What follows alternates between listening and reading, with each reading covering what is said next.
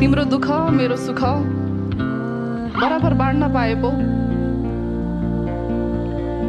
बर्खाको मौसम छ, यसपालि पनि पहिरोले घर धन्नै लगेन। लग्या भए पनि हुने, भोलिपल्ट बिहान उठ्दा त सिधै बसन्तेको काखमा।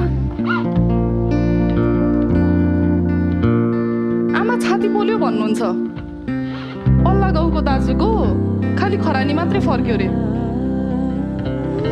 बुढी आमालाई के याद हुनु, सिकर्मीको छोरो पो हो त, बाकस सहित फर्किन्छ। हातमा बोकेर आमालाई थाङ्का